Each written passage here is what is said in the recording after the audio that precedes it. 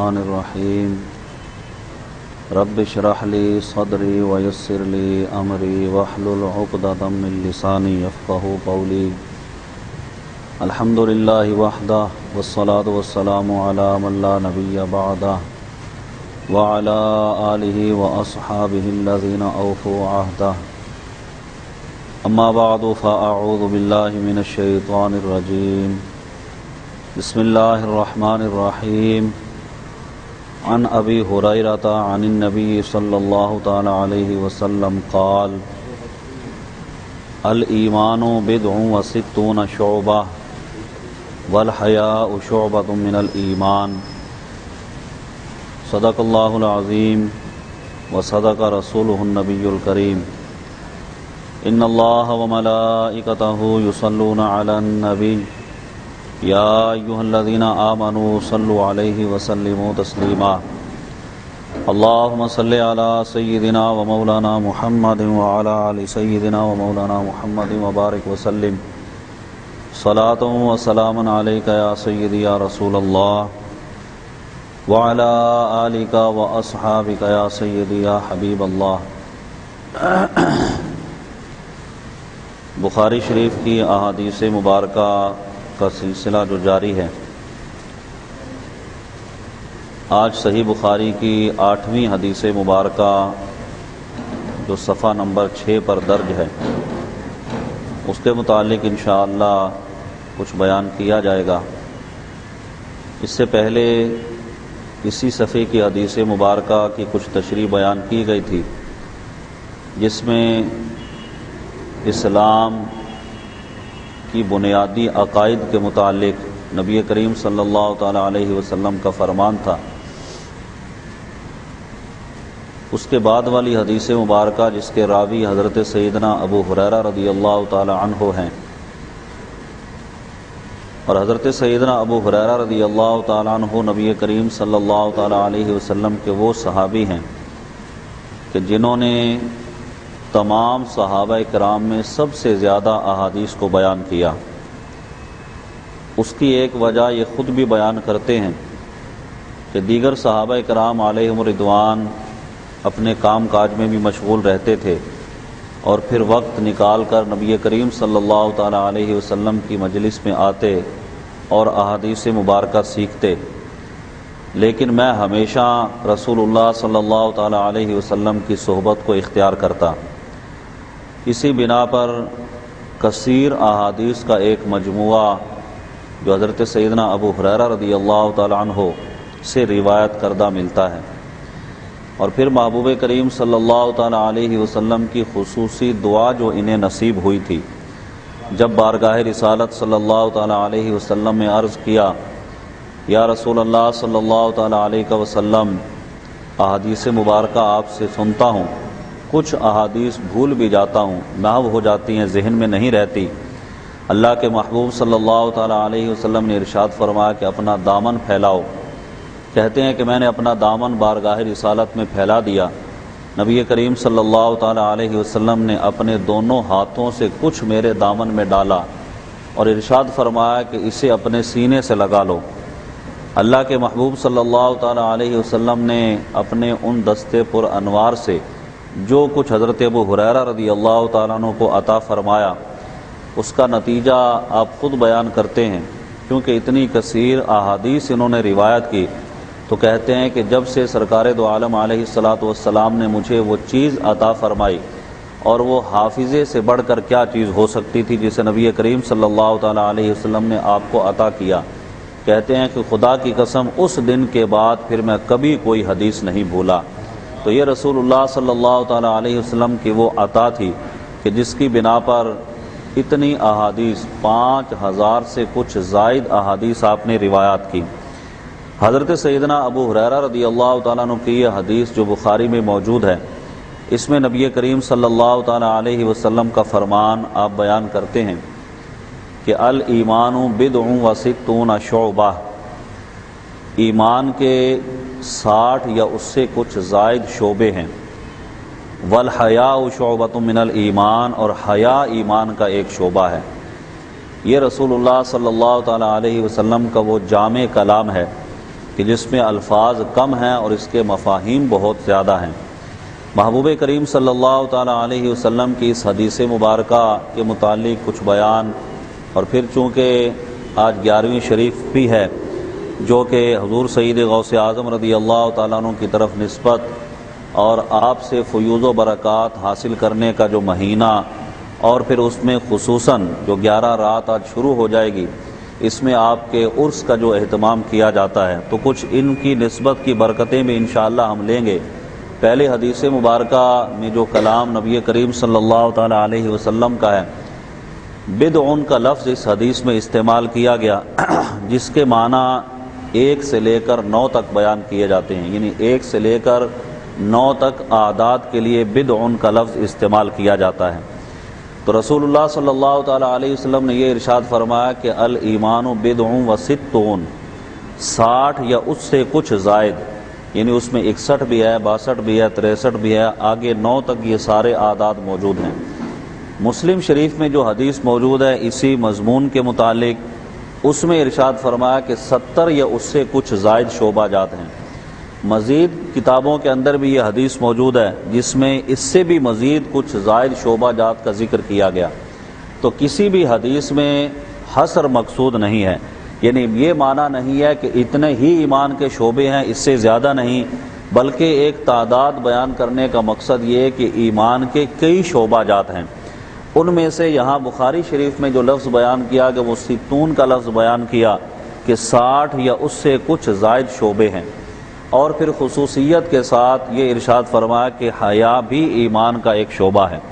حالانکہ پہلے جو شعبہ جات بیان کیے ان میں بھی حیا شامل تھی، کیونکہ حیا کا تذکرہ یہاں پر الگ سے بیان کیا جا رہا ہے، لیکن جو ارشاد فرمایا کہ ایمان کے اتنے شعبہ جات ہیں، ان شعبہ جات کے اندر حیا بھی داخل ہے، لیکن رسول اللہ صلی اللہ تعالیٰ علیہ وسلم نے اس کو مزید الگ سے بیان فرمایا۔ اور کسی بھی حدیث میں یا قرآن مجید فرقان حمید کی کئی آیات مقدسات ایسی ہیں کہ جن میں پہلے ایک عام مضمون کا ذکر ہوتا ہے، لیکن پھر کسی خاص چیز کو الگ کر دیا جاتا ہے۔ اس چیز کو الگ کرنے سے مراد اس کی اہمیت مقصود ہوتی ہے کہ یہ چیز اتنی اہم ہے کہ مزید اس کو دوبارہ سے بیان کر دیا گیا۔ تو یہاں حیا کا تذکرہ نبی کریم صلی اللہ تعالیٰ علیہ وسلم نے دوبارہ سے ذکر کیا۔ اب جو شعبہ جات جن کا تعلق حدیث مبارکہ سے ہے، جس کا تذکرہ نبی کریم صلی اللہ تعالیٰ علیہ وسلم نے کیا، تو ایمان کے جو شعبہ جات ہیں ان میں تفصیل کے ساتھ محدثین کرام نے کلام کیا کہ وہ کون سے شعبہ جات ہیں۔ پہلے تو یاد رہے کہ شعبہ سے مراد خصائل ہیں، خصلتیں ہیں جو ایمان کی خصلتیں ہیں۔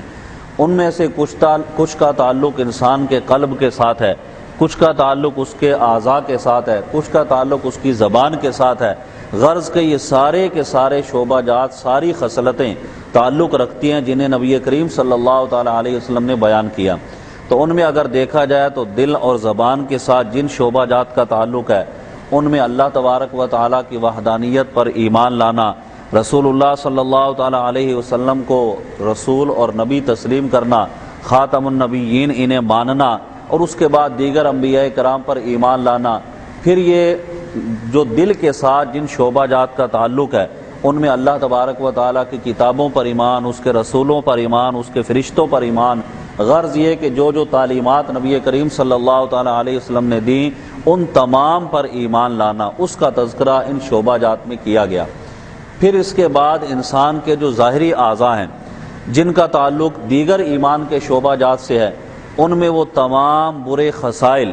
جن سے بچنے کا حکم دیا گیا، جھوٹ بولنا، غیبت کرنا، چغلی کرنا، دیگر گناہوں کے اندر ملوث رہنا، یہ وہ شعبے ہیں کہ جن سے بچنے کا حکم دیا گیا۔ اور وہ شعبہ جات کے جنہیں کرنے کا حکم دیا گیا ان میں اللہ تبارک و تعالیٰ کی طاعت و عبادت ہے، نبی کریم صلی اللہ تعالیٰ علیہ وسلم کی اطاعت ہے، حضور علیہ الصلاۃ والسلام کا اسوہ حسنہ ہے کہ جس پر عمل کرنا۔ پھر عبادات کے ساتھ ساتھ نوافل جو ہیں ان پر جو ہے وہ اللہ تبارک و تعالیٰ کا قرب حاصل کرنا، اور اس کے بعد پھر صدقات و خیرات ہیں، حسن اخلاق ہے، لوگوں کے ساتھ اچھائی کے ساتھ معاملات کرنا، بری چیزوں سے بچنا۔ غرض یہ کہ ان کی ایک طویل تفصیل محدثین کرام نے بیان کی کہ جو ایمان کے خصائل سے تعلق رکھتی ہے۔ یہ تمام چیزیں جو بیان کی اللہ کے محبوب صلی اللہ تعالیٰ علیہ وسلم نے، تو اس کے ساتھ حیا کا ذکر الگ سے کیا۔ اس حیا کا تذکرہ الگ سے کس بنا پر کیا گیا کہ شرم و حیا یہ انسان کے اندر ایک ایسا خاصہ ہے، انسان کے اندر ایک ایسا مادہ ہے کہ یہ شرم و حیا اسے گناہوں سے بھی روکتا ہے اور نیکیوں کی طرف بھی ابھارتا ہے۔ اس لیے نبی کریم صلی اللہ تعالیٰ علیہ وسلم نے اسے الگ سے بیان کیا کہ جس شخص کے اندر حیا موجود ہے وہ تمام کے تمام معاملات میں اللہ کا خوف رکھے گا، گناہوں سے بچے گا، نیکیوں کی طرف مائل ہوگا، اس لیے کہ یہ رسول اللہ صلی اللہ تعالیٰ علیہ وسلم ہی کا فرمان ابو داؤد شریف میں موجود ہے۔ سرکار ارشاد فرماتے ہیں کہ اذا لم تستحی فاصنع ما شئت، کہ کلام نبوت میں سے یہ بات بھی ہے کہ جب تجھ سے حیا نکل جائے تو جو چاہے کرتا رہے۔ جب جس کے دل کے اندر سے حیا نکل جاتی ہے تو وہ اس کا جو من میں آتا ہے وہ کرتا ہے۔ تو نبی کریم صلی اللہ تعالیٰ علیہ وسلم نے یہ ارشاد فرمایا کہ جس کے دل میں حیا باقی ہے وہ ہر معاملے میں اللہ اور اس کے رسول کی اطاعت کرے گا، اور جس کے اندر سے حیا نکل جائے گی وہ جو اس کا دل چاہے گا وہ کرے گا۔ اب وہ برائی کی طرف بھی مائل ہوگا، گناہوں کی طرف بھی مائل ہوگا، نہ اسے دنیا کا کوئی خوف ہوگا، نہ اسے آخرت کا کوئی ڈر ہوگا، نہ وہ اللہ سے ڈرے گا، نہ اس کے بندوں سے خوف رکھے گا۔ ہر معاملے میں وہ بے حیائی کے مظاہرے بھی کرے گا اور کسی طرح کا اسے خوف لاحق نہیں ہوگا۔ تو فرمایا کہ یہ کلام نبوت میں سے بات ہے کہ جب حیا نکل جاتی ہے تو پھر انسان کے دل میں جو آتا ہے وہ کرتا ہے۔ اللہ کے محبوب صلی اللہ تعالیٰ علیہ وسلم نے دوسری حدیث میں یہ ارشاد فرمایا کہ حیا ساری کی ساری بھلائی ہے، اور ایک حدیث میں حضور کا یہ مضمون بھی موجود ہے۔ سرکار ارشاد فرماتے ہیں کہ حیا یہ ایمان میں سے ہے، والایمان فی الجنہ، اور ایمان جنت میں لے کر جاتا ہے۔ چونکہ اس حدیث میں بھی ارشاد فرمایا کہ ایمان کی جو شاخیں ہیں ان میں سے حیا ہے، تو اب فرمایا کہ جس شخص کے دل میں حیا ہے، یہ حیا چونکہ ایمان کی شاخ ہے، اور ایمان جو ہے وہ انسان کو جنت میں لے کر جاتا ہے۔ اور فرمایا کہ فحش گوئی، بد زبانی، بے کلامی، اس طرح کی باتیں کرنا کہ جو شرم و حیا کے خلاف ہوں، فرمایا کہ وہ جفا میں سے ہیں اور جفا جہنم میں لے کر جاتی ہے۔ تو یہ انسان خود بھی اپنی حالت پر غور و فکر کرے کہ میرا کلام جو ہے وہ کتنا شرم و حیا کے مطابق ہے، میرا چلنا پھرنا، اٹھنا بیٹھنا، کسی سے ملاقات کرنا، یہ کتنا شرم و حیا کے مطابق ہے اور کس قدر شرم و حیا کے خلاف ہے۔ اگر ہم اپنے اس دور سے کچھ پیچھے چلے جائیں،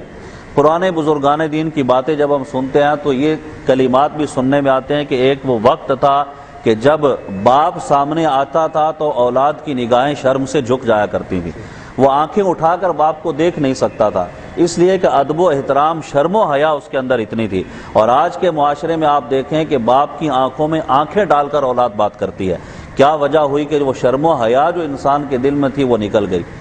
اس قدر بے حیائی اور فحاشی ہمارے معاشرے کے اندر پھیلی، اور پھر اس میں آپ دیکھیں کہ جو میڈیا کا کردار ہے، جو اس طرح کے معاملات ہیں جنہوں نے گھر گھر میں فحاشی، عریانی اور بے حیائی کو پھیلایا، تو بالکل انسان کے دل سے اس چیز کا خوف ہی ختم ہو گیا کہ مجھے اپنے باپ سے شرم و حیا رکھنی ہے، اپنی ماں سے شرم و حیا رکھنی ہے، اپنے گھر والوں سے شرم و حیا رکھنا ہے۔ یہ سب چیزیں نکلتی چلی گئیں، اور یہ کیا ہوا؟ یہ رسول اللہ صلی اللہ تعالیٰ علیہ وسلم کے فرامین سے دوری کا نتیجہ نکلا۔ آج آپ دیکھیں کہ اولاد کس طرح والدین سے کلام کرتی ہے، کس طرح سے بات کرتی ہے، اپنے اساتذہ کرام سے کس طرح سے بات کرتی ہے۔ غرض یہ کہ جتنے بھی یہ شعبہ جات جن کا تعلق یہاں پر بیان کیے گا ایمان سے، ان میں خصوصیت کے ساتھ دیکھیں تو حیا کہ جیسے آپ کہہ لیں کہ ہمارے معاشرے میں جنازہ نکل چکا ہے، شرم و حیا ہمارے معاشرے سے ختم ہوتی چلی گئی۔ پھر آپ مردوں کے ساتھ خواتین کی طرف نظر کریں تو ان میں بھی شرم و حیا کا مادہ باقی نہ رہا۔ یہ تو رسول اللہ صلی اللہ تعالیٰ علیہ وسلم نے بہت پہلے فرما دیا تھا کہ ایک وہ وقت آئے گا، قرب قیامت کی طرف سے سرکار نے اشارہ کیا کہ عورتیں ایسی ہوں گی کہ کپڑے پہنے ہوئے عریاں، کپڑے انہوں نے پہنے ہوں گے لیکن پھر بھی وہ ننگی ہوں گی۔ عرض کیا گیا کہ اس کا مفہوم اور مقصد کیا ہے؟ فرمایا کہ ایسے کپڑے ہوں گے جن میں سے ان کا جسم اور بدن جھلکتا ہوگا۔ تو گویا کہ انہوں نے کپڑے پہنے ہیں پھر بھی وہ عریاں ہیں۔ تو یہ وہ معاملات ہیں جو رسول اللہ صلی اللہ تعالیٰ علیہ وسلم نے بیان فرما دیے کہ جب شرم و حیا ختم ہوئی، نہ جو ہے وہ گھر والے اپنی خواتین کو بے حیائی سے روکتے ہیں، نہ وہ خود رکتی ہیں، نہ شوہر اپنی زوجہ کو روکتا ہے۔ حالانکہ احادیث مبارکہ میں اس قدر سخت مضامین موجود ہیں، یہاں تک ارشاد فرمایا کہ جس کی بیوی باہر نکل کر دوسروں سے کلام کرتی ہے، ان سے بات چیت کرتی ہے بغیر کسی ضرورت کے، فرمایا کہ وہ دیوس ہے۔ اور دیوس کا معنی جو محدثین نے کیا وہ ارشاد فرمایا کہ بے غیرت آدمی ہے کہ جسے اتنی شرم و حیا نہیں کہ جس کا وہ سرپرست ہے وہ خاتون باہر جا کر دوسرے مردوں سے کلام کرتی ہے۔ غرض یہ کہ یہ معاملات کس بنا پر ہوئے کہ شرم و حیا معاشرے سے ختم ہوئی۔ اللہ کے محبوب صلی اللہ تعالیٰ علیہ وسلم نے جو ارشاد فرمایا تھا کہ حیا ایمان کا ایک حصہ ہے، تو ایمان اسی وقت انسان کا کامل ہوگا جب اس چیز کو اپنائے گا، کہ کامل مومن کی صفات یہ بیان کی گئی ہیں۔ اللہ کے محبوب صلی اللہ تعالیٰ علیہ وسلم نے جو احادیث بیان کی اور جو بزرگان دین کے واقعات اگر ہم دیکھیں، ان کے اندر شرم و حیا کتنی تھی۔ میں نے عرض کیا کہ شرم کی وجہ سے انسان گناہ کرنے سے ڈرتا ہے، اور اس کے دل میں خوف خدا پیدا ہوتا ہے کہ مجھے کل قیامت میں اللہ کی بارگاہ میں پیش ہونا ہے۔ جب وہ کسی گناہ کی طرف اس کا نفس یا شیطان اسے مائل کرنے لگے گا تو یہ غور کرے گا کہ مجھے کل قیامت میں رب کی بارگاہ میں پیش ہونا ہے، اور اللہ کی بارگاہ میں پیش ہوگا جب مجھے اس چیز کا جواب دینا پڑے گا تو وہ چیز جو اس کے دل میں پیدا ہوئی شرم کی وجہ سے اسے گناہ سے روک دے گی۔ حضور سید غوث اعظم رضی اللہ تعالیٰ عنہ کے بے شمار واقعات آپ سنتے ہیں۔ شیخ سعدی شرازی رحمۃ اللہ تعالیٰ علیہ نے ایک واقعہ نقل کیا گلستان میں، آپ ارشاد فرماتے ہیں کہ بیت اللہ شریف کی دیوار کے ساتھ ایک شخص زاروں کی طرح رو رہا تھا، اور دیوار کے ساتھ لپٹا ہوا رو رہا ہے، آہوزاری کر رہا ہے۔ لوگ دیکھ رہے ہیں کہ اس قدر آہوزاری میں یہ شخص مشغول ہے، اور پھر زبان سے کلمات، زبان سے دعا کیا نکل رہی ہے کہ یا اللہ کل قیامت میں تو مجھے اندھا اٹھانا۔ سننے والوں کو یہ حیرت ہوئی کہ ہم تو وہاں عافیت کا سوال کرتے ہیں کہ قیامت کے دن عافیت کے ساتھ اٹھیں، یہ عجیب آدمی ہے کہ اس طرح کا سوال کر رہا ہے کہ قیامت کے دن اندھا اٹھانا۔ اب اس کا عارفانہ کلام تو ان کی سمجھ میں آیا نہیں تھا، پوچھ بیٹھے کہ کیا وجہ ہے، یا شیخ کیا بات ہے کہ آپ اس طرح کی دعا کر رہے ہیں؟ کہا کہ میں اس طرح کی دعا اس وجہ سے کر رہا ہوں کہ میرے اعمال اگر اللہ کی بارگاہ میں مقبول نہیں ہے تو میں کل قیامت میں اس لیے اندھا اٹھنا پسند کرتا ہوں کہ لوگوں کے سامنے میری رسوائی نہ ہو، میں لوگوں کو دیکھوں گا نہیں، شرمندہ نہیں ہوں گا، میری رسوائی نہیں ہوگی، اس بنا پر کہ میرے اعمال اگر اللہ کی بارگاہ کے لائق نہیں ہیں تو میں یہ تمنا کرتا ہوں کہ کل قیامت میں اندھا اٹھایا جاؤں۔ جب ان کا عارفانہ کلام سنا تو لوگ جو تھے وہ حیرت میں مبتلا ہوئے، جانتے نہ تھے۔ پوچھا کہ من انتا یا شیخ، آپ کون ہیں؟ فرمایا کہ انا عبد القادر جیلانی، میں عبد القادر جیلانی ہوں۔ تو آپ دیکھیں کہ حضور سید غوث اعظم رضی اللہ تعالیٰ عنہ جن کی ولایت اتنی کامل ہے کہ ہر زمانے کے لوگوں نے آپ کی ولایت کی گواہی دی، لیکن خوف خدا اور شرم قیامت کے دن اللہ کی بارگاہ میں حاضر ہونے کی کتنی ہے کہ یوں ارشاد فرما رہے ہیں کہ میں کل قیامت میں اندھا اٹھنا اس بنا پر پسند کرتا ہوں کہ اگر میرے اعمال رب کی بارگاہ کے لائق نہیں ہے تو میں کیسے اللہ کی بارگاہ میں پیش ہو سکوں گا۔ تو گویا کہ یہ شرم و حیا کا ایک خاصہ ہے جو حضور سید غوث اعظم رضی اللہ تعالیٰ عنہ میں بدرجہ اتم موجود ہے۔ تو یہ جتنے بھی لوگوں کے اندر یہ چیز جب تک موجود رہی خوف خدا باقی رہا، اور جب یہ چیز نکل گئی ان کے دلوں سے خوف بھی جاتا رہا۔ اور روض الفائق کے اندر ایک روایت بیان کی گئی، حضرت سیدنا عیسیٰ علیہ نبینا وعلیہ السلام ایک مرتبہ باہر نکلے، قحط پڑا ہوا تھا، بارش نہیں ہو رہی تھی، لوگوں کو اپنے ساتھ لیا کہ چلو باہر چلتے ہیں، اللہ کی بارگاہ میں دعا کرتے ہیں کہ بارش نازل ہو جائے۔ حضرت سیدنا عیسیٰ علیہ نبینا وعلیہ السلام کی طرف اللہ تبارک و تعالیٰ نے وحی کی، ارشاد فرمایا کہ جب تک گناہگار یہاں موجود ہوں گے بارش کا نزول نہیں ہوگا۔ آپ نے ارشاد فرمایا کہ جو بھی گناہگار ہے اس مجمع کے اندر وہ چلا جائے۔ تھوڑی دیر میں دیکھا کہ سارے کے سارے لوگ نکل چکے تھے۔ اب ہر آدمی یہ سمجھتا تھا کہ میں نے یہ گناہ کیا، کوئی نہ کوئی گناہ سرزد ہوا، وہ سب چلے گئے، کوئی بھی باقی نہ رہا۔ آپ نے جب مجمع کی طرف نظر ڈالی سارا مجمع غائب، ایک آدمی کھڑا ہوا تھا۔ حضرت سیدنا عیسیٰ علیہ نبینا وعلیہ السلام نے ارشاد فرمایا کہ اے شخص تو نے کیا کوئی گناہ نہیں کیا؟ جب غور کیا تو اس کی ایک آنکھ نہیں تھی۔ اس شخص نے کہا کہ یا نبی اللہ، اے اللہ کے نبی، بات دراصل یہ ہے کہ میں نے اپنی زندگی میں جہاں تک مجھے یاد پڑتا ہے اللہ کی ناراضگی کا کوئی بھی کام نہیں کیا، میں نے کبھی کوئی گناہ نہیں کیا۔ ہاں ایک مرتبہ ایسا ہوا کہ ایک اجنبیہ عورت کے پاؤں پر میری یہ نظر پڑ گئی، خوف خدا اس قدر مجھ پر لاحق ہوا کہ میں نے اپنی انگلی سے آنکھ کو باہر نکال دیا کہ یہ آنکھ کہ جو اس اجنبیہ عورت کے پاؤں پر پڑی ہے تو پڑی کیوں ہے، اور اگر میری دوسری آنکھ پڑتی تو میں اسے بھی نکال دیتا، بس یہ ایک گناہ ہے جس کی وجہ سے میں نے اپنے اس عضو کو ہی ختم کر دیا۔ حضرت سیدنا عیسیٰ علیہ نبینا وعلیہ الصلوۃ والسلام رو پڑے، اتنا روئے کہ آپ کی داڑھی مبارکہ جو تھی وہ تر ہو گئی آنسوؤں سے۔ ارشاد فرمایا کہ اب تم دعا مانگو، میں تمہاری دعا پر آمین کہتا ہوں، کہ تمہارا مقام اللہ کی بارگاہ میں اتنا بڑا ہے، تمہارے اندر اتنا خوف خدا ہے، تمہارے اندر اتنی شرم و حیا ہے کہ تم کتنا گناہ سے بچنے والے ہو۔ اس نے عرض کیا کہ حضور آپ اللہ کے نبی، آپ دعا کریں۔ بس میں تو اس بنا پر یہاں رک گیا کہ آپ نے یہ ارشاد فرمایا تھا کہ گناہگار چلے جائیں، تو مجھے جو اپنا گناہ نظر آیا اس کی سزا بھی میں نے اپنے آپ کو دے لی تھی۔ حضرت سیدنا عیسیٰ علیہ نبینا وعلیہ الصلوۃ والسلام نے رب کریم کی بارگاہ میں دعا کی، وہ آدمی وہیں پر موجود تھا، آپ کی دعا کا اختتام ہونا تھا کہ رحمت الہی چھما چھم برسنے لگی۔ تو آپ دیکھیں کہ یہ شرم و حیا کا نتیجہ ہے۔ اللہ تبارک و تعالیٰ کا خوف یہ شرم و حیا کی وجہ سے آتا ہے۔ جب انسان کا دل شرم و حیا سے عاری ہو جائے، نہ اسے خوف خدا ہے، نہ اسے خوف مصطفیٰ ہے، نہ کسی طرح کی شرم ہے، نہ کوئی حیا ہے۔ دن لہو میں کھونا تجھے، شب نیند بھر سونا تجھے، شرم نبی خوف خدا یہ بھی نہیں وہ بھی نہیں۔ امام اہل سنت یہ ارشاد فرماتے ہیں کہ آدمی سارا دن لہو و لغویات میں مصروف رہتا ہے، رات کو سو جاتا ہے، نہ اسے اللہ کا خوف ہے، نہ اسے نبی کی کوئی شرم ہے کہ اللہ کی عبادت میں مصروف ہو، رسول اللہ صلی اللہ علیہ وسلم کی سیرت طیبہ پر عمل کرے۔ جب ان چیزوں سے دور ہوگا تو اب تکالیف اور مصائب اور بیماریاں، وبائیں، طرح طرح کی معاملات ایسے آئیں گے کہ انسان ہر طرف سے اپنے آپ کو پریشان سمجھے گا۔ اور آپ دیکھیں ہمارے معاشرے میں یہ ساری مصیبتیں، بلائیں اور تکالیف کس بنا پر ہیں؟ مانا کہ اللہ تبارک و تعالیٰ کی طرف سے رحمتوں کا بھی نزول ہوتا ہے، اس کی طرف سے آزمائشیں بھی آتی ہیں، لیکن قرآن مجید فرقان حمید میں اللہ تبارک و تعالیٰ نے صاف ارشاد فرما دیا۔ ہماری آپ عادت دیکھیں نا، بندوں کی عادتیں کتنی بگڑ چکی کہ جب تک اس پر انعامات ہوتے رہتے ہیں، جب تک کوئی مصیبت کوئی تکلیف نہیں آتی، یہ ہر چیز سے غافل رہتا ہے۔ اللہ کی عبادت سے بھی غافل ہے، تو نماز سے بھی غافل ہے، روزے سے بھی غافل ہے، دور پڑا ہوا ہے اور گناہوں میں مصروف ہے۔ اور جب کوئی آزمائش آ جاتی ہے، کوئی تکلیف آ جاتی ہے، کسی بیماری میں پھنس جاتا ہے، کسی مقدمے میں پھنس جاتا ہے، پھر شکوے شکایات زبان پر لے کر آتا ہے کہ مجھ سے کون سا گناہ ایسا ہوا کہ میرے اوپر ہی یہ ساری مصیبتیں آ گئیں۔ حالانکہ اگر دیکھا جائے تو قرآن کیا ارشاد فرماتا ہے، ظہر الفساد فی البر والبحر بما کسبت ایدی الناس، کہ یہ بحر و بر کے اندر جو فساد برپا ہوتا ہے، یہ جو طوفان آتے ہیں، سیلاب آتے ہیں، زلزلے آتے ہیں، طرح طرح کی وبائیں پھوٹتی ہیں، مصائب و آلام آتے ہیں، فرمایا کہ یہ اور کچھ نہیں، بما کسبت ایدی الناس، یہ تمہارے اپنے ہاتھوں کی کمائی ہے،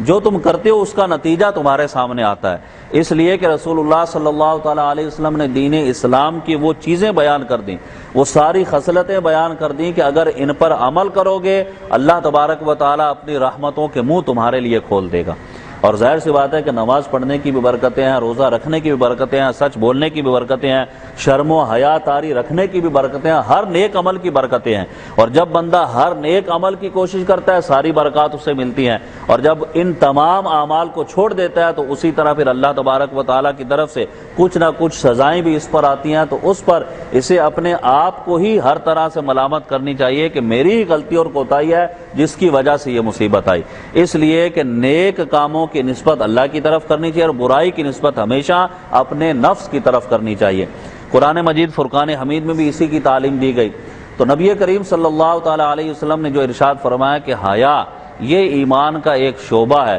تو محدثین کرام یہ بھی ارشاد فرماتے ہیں کہ جس آدمی کے دل میں حیا ہے،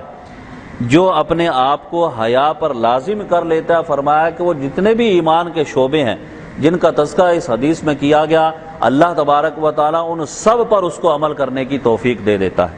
تو یہ شرم و حیا ایسی چیز ہے کہ یہ انسان کو ہر مقام پر کامیاب رکھتی ہے، اور بے حیا انسان کو ہر جگہ پر جو ہے وہ تباہ و برباد کرتی ہے۔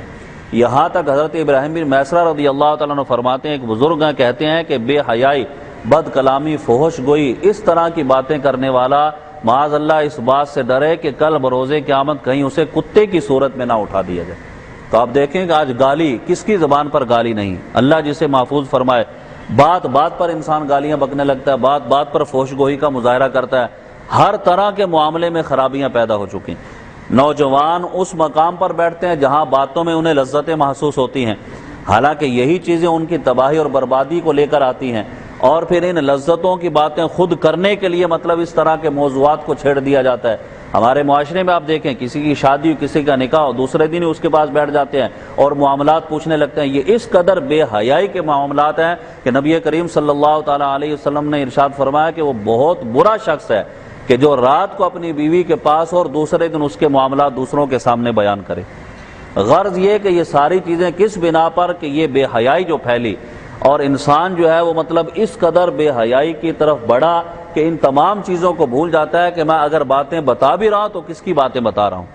جس کے چھپانے کا اسے حکم دیا گیا تھا. رسول اللہ صلی اللہ تعالیٰ علیہ وسلم نے ان تمام چیزوں کی تعلیمات دی ہے. غرض یہ کہ یہ بے حیائی انسان کو برائی کی طرف لے کر جاتی ہے اور برائی جہنم کا راستہ دکھاتی ہے، اور شرم و حیا انسان کو یہ اس چیز کی طرف لاتا ہے کہ وہ دنیا میں بھی کامیاب ہے آخرت میں بھی کامیاب ہوگا. کہ جب اسے اس چیز کا خوف ہوگا، شرم ہوگا کہ مجھے اللہ کی بارگاہ میں پیش ہونا ہے، وہ گناہ کرنے سے بھی بچے گا، فحش گوئی سے بھی بچے گا، بری باتوں سے بھی بچے گا. تو رسول اللہ صلی اللہ تعالیٰ علیہ وسلم نے جو ارشاد فرمایا کہ ایمان کے اتنے شعبہ جات ہیں جن میں سے حیا بھی ایمان کا ایک شعبہ ہے، تو یہ ایسی عظیم خصلت ہے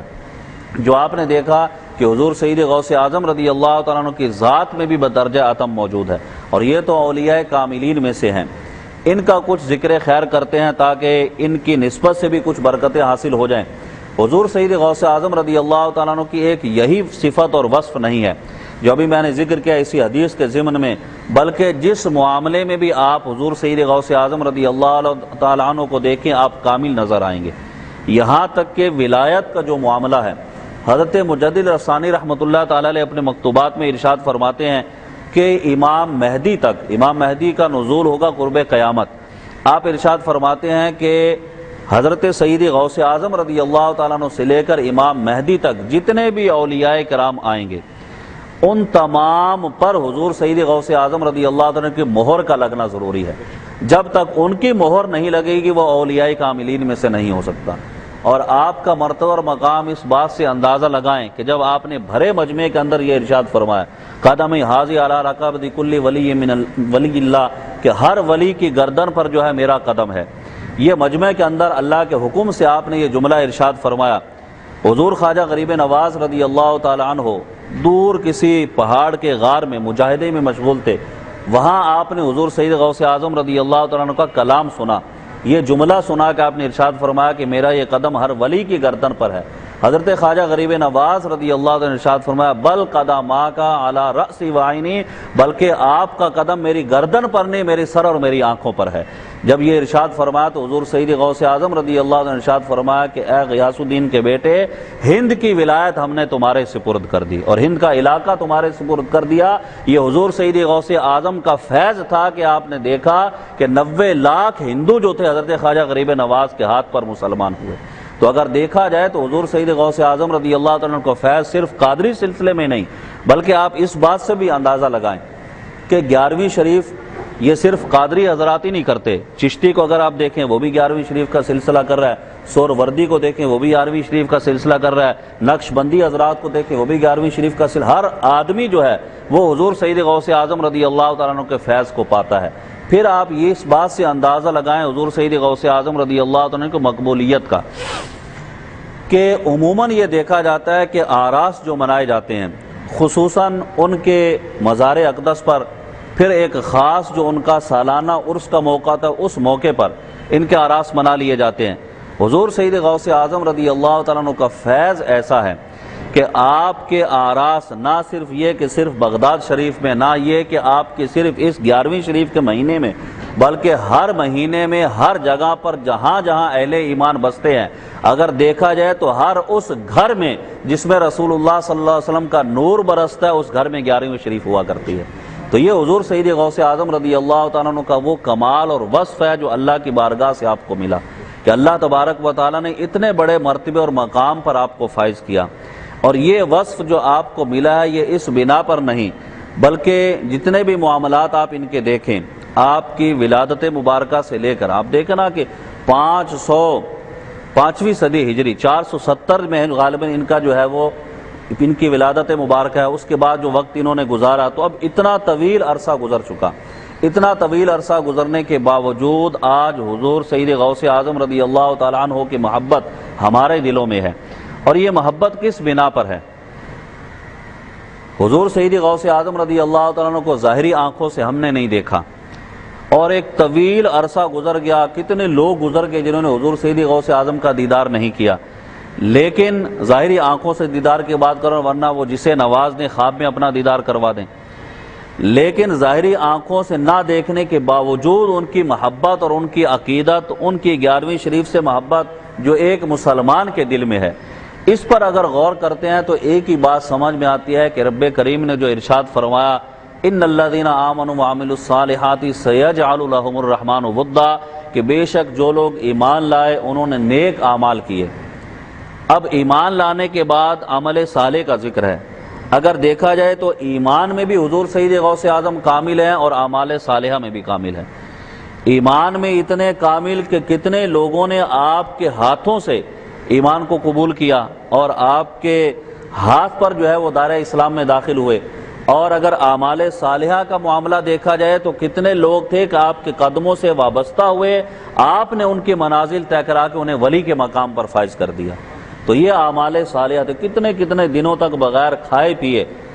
اللہ تبارک و تعالیٰ کی عبادت میں مشغول رہتے، یہاں تک کہ اللہ تبارک و تعالیٰ کی طرف سے بعض اوقات یہ ندائیں دی جاتی ہیں کہ کچھ کھا لو تاکہ تمہارے جسم میں توانائی آ جائے۔ یہ حضور سید اعلیٰ حضرت رضی اللہ عنہ نے بھی اس کا ذکر کیا، قسمیں دے دے کے کھلاتا ہے پلاتا ہے تجھے، پیارا اللہ تیرا چاہنے والا تیرا۔ تو یہ آپ کا مقام ہے کہ اس طریقے سے آپ نے مجاہدات کی اعمال صالحہ کے اندر، تو عمل دیکھیں اور ایمان دیکھیں، دونوں کے اندر کامل ہیں۔ اور جب کوئی آدمی ان دونوں چیزوں کے اندر کامل ہو جاتا ہے، کیونکہ یہ آیت مقدسہ صرف حضور سید غوث اعظم رضی اللہ تعالیٰ عنہ کے لیے نہیں ہے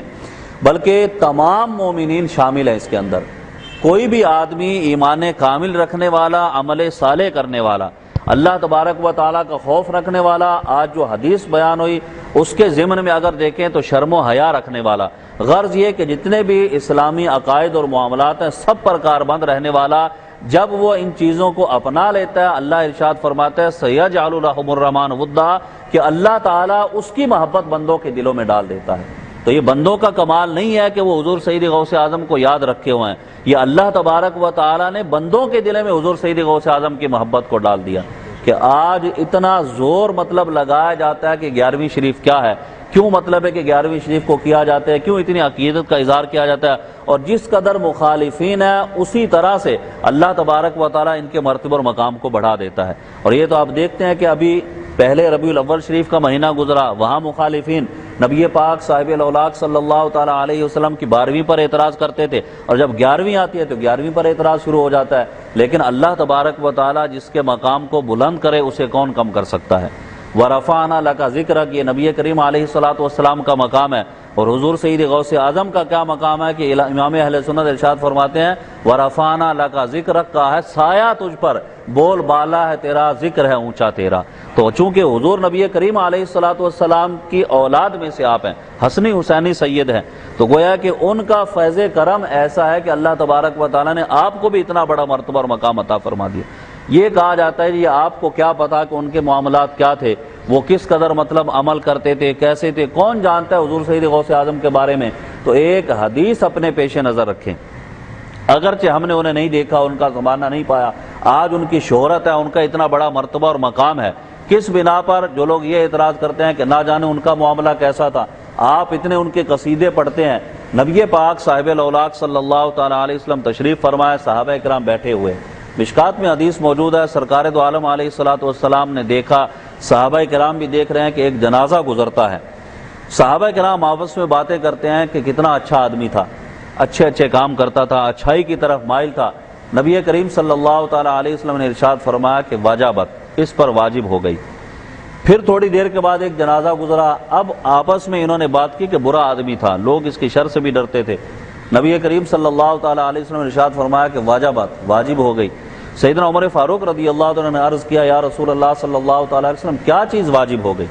پہلے جو جنازہ گزرا اس کے بارے میں آپ نے ارشاد فرمایا کہ واجب ہو گئی، دوسرا گزرا اس کے بارے میں فرمایا کہ واجب ہو گئی، حالانکہ پہلے کے الگ معاملات صحابہ نے بیان کیے، دوسرے کے الگ بیان کیے۔ نبی کریم صلی اللہ تعالیٰ علیہ وسلم نے ارشاد فرمایا کہ پہلا جو جنازہ تھا جس کی تم نے اچھائی بیان کی اس پر جنت واجب ہوگی، اور جس کی برائی بیان کی اس پر جہنم واجب ہوگی۔ کیوں؟ ارشاد فرمایا کہ انتم شہداء اللہ فی الارض، تم زمین پر اللہ کے گواہ ہو۔ جس کے بارے میں مسلمان کہہ دیں کہ یہ اچھا ہے وہ اللہ کے نزدیک بھی اچھا ہے، اور جس کے بارے میں مسلمان کہہ دیں کہ برا ہے وہ اللہ کے نزدیک بھی برا ہے، اس لیے کہ مومنین جو ہے وہ اللہ کے گواہ ہیں۔ تو ایک زمانہ اس بات کو دہراتا ہے کہ حضور سید غوث اعظم رضی اللہ عنہ کا وہ مقام ہے کہ جو اولیاء کرام میں کسی کا مقام نہیں ہے۔ اور اگر آپ صرف حضور سید غوث اعظم رضی اللہ عنہ کی ذات کو ہی نہیں بلکہ آپ دیگر اولیاء کرام کو دیکھیں،